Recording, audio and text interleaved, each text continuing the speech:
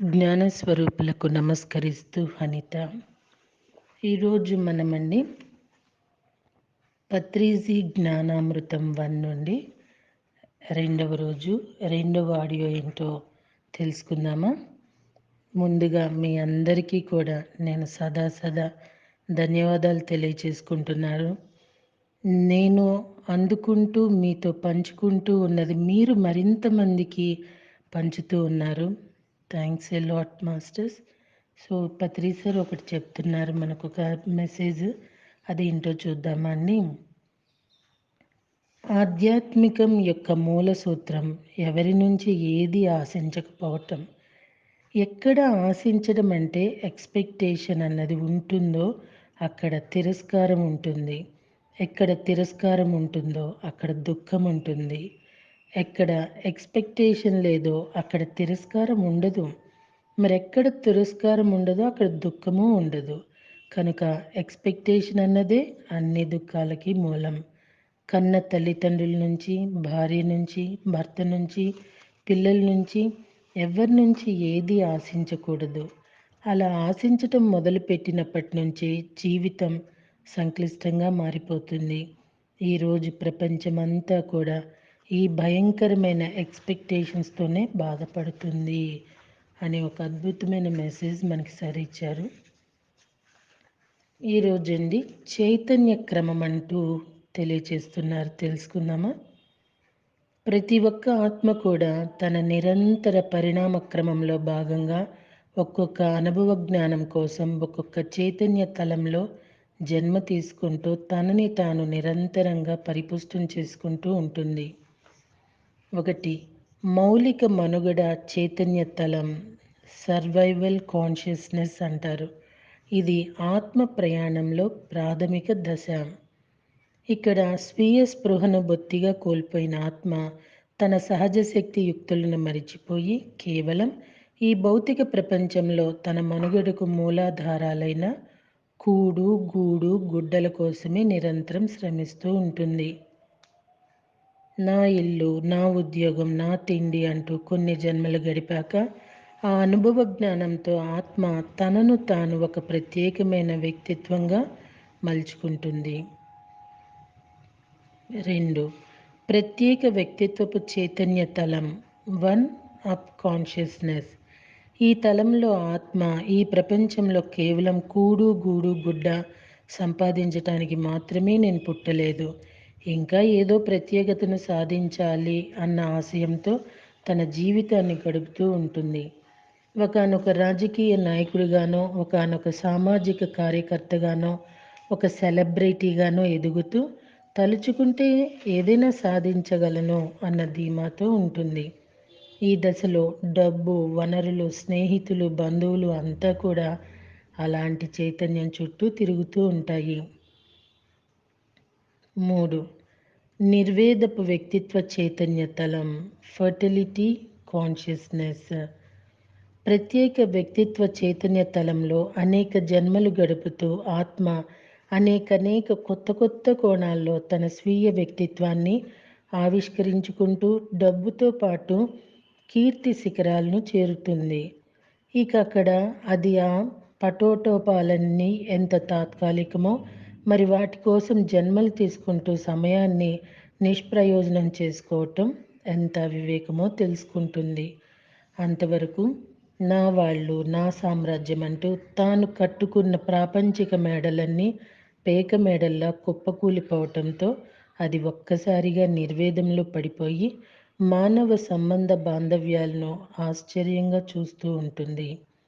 అలా చూస్తూ ఆత్మకు కొన్ని జీవిత కాలాలు గడిచిపోతాయి. 4, త్రికరణ శుద్ధి చైతన్య తలం, సిన్సియారిటీ కాన్షియస్నెస్. అప్పుడు ఆత్మ ఈ భూమిపై జన్మ తీసుకునే లక్ష్యం కేవలం ప్రాపంచికంగా ఎదగటం మాత్రమే కాదు, ఎందుకంటే ఆధ్యాత్మికమైనది మరేదో ఉంది అన్న ఆలోచన పడుతుంది. ఆ మరేదో లక్ష్యం కోసం త్రికరణ శుద్ధిగా వెతుకులాడుతూ మరిన్ని జన్మలను గడుపుతుంది. ఈ దశలో ఆత్మ తన కుటుంబంతో కలిసి ప్రాపంచికంగా ఎంత గొప్ప హోదాను కలిగి ఉన్నా, డబ్బు, ఆస్తిపాస్తులు దండిగా ఉన్నా, వాటిని తృణప్రాయంగా ఎంచుతూ ఆత్మాన్వేషణలో మునిగి తేలుతూ ఉంటుంది. 5. తీవ్రతర సాధన చైతన్య తలం, సీరియస్నెస్ కాన్షియస్నెస్ అంటారు. ఇది ఆత్మ యొక్క పరిణామ క్రమం, ఉన్నతి సింహద్వారం వంటి తలం. ఇక్కడ ఆత్మ తన అన్ని ప్రాపంచిక స్థాయిలకు అతీతంగా వ్యవహరిస్తూ నిరంతరం ఆత్మ సత్యాన్వేషంలో నిమగ్నమై ఉంటుంది. ఇక్కడ ఆత్మకి సరి అయిన ధ్యానం లభిస్తే అది దానికి ఒక వరంలా మారి దాని పురోగతిని మరింత వేగవంతం చేస్తుంది.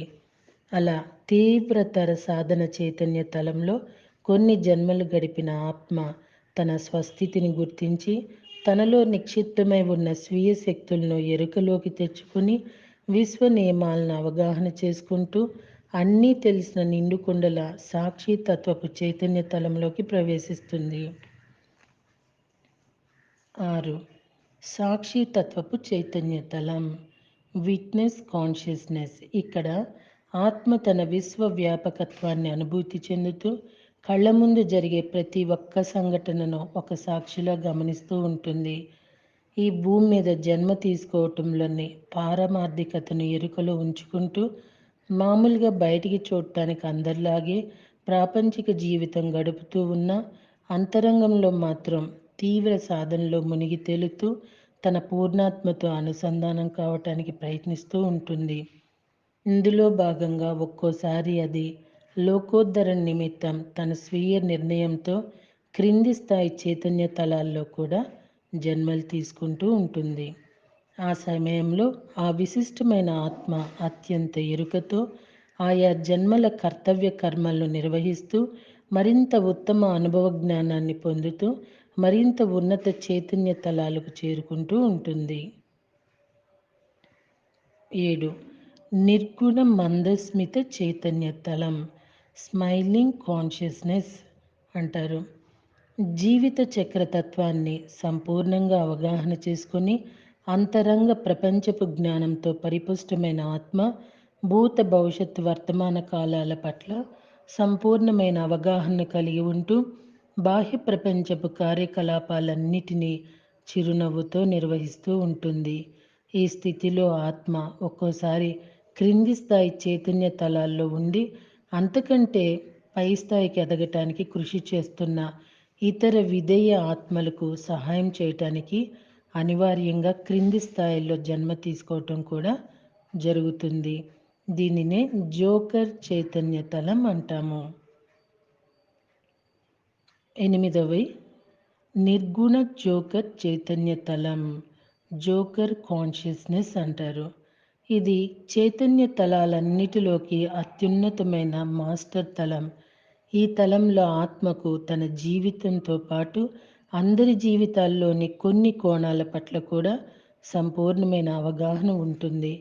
పేకాటలో జోకర్ అన్ని సీక్వెన్సీల్లో ఒదిగిపోయి వాటి విలువను పెంచి ఆటను షో చేయించినట్లు నిర్గుణ జోకర్ చైతన్య తలంలో వెలిగే ఉన్నతోన్నత ఆత్మ తాను ఈ ప్రపంచంలోకి ఏ ఫ్రీక్వెన్సీలో తన పాత్రను పోషించాల్సి వచ్చినా అందులో నిర్గుణ జోకర్లా ఉండి అసంపూర్ణమైన సీక్వెన్సీను పరిపూర్ణం చేసి దాని విలువను పెంచి జీవితం అనే ఆటను రక్తి కట్టిస్తూ ఉంటుంది.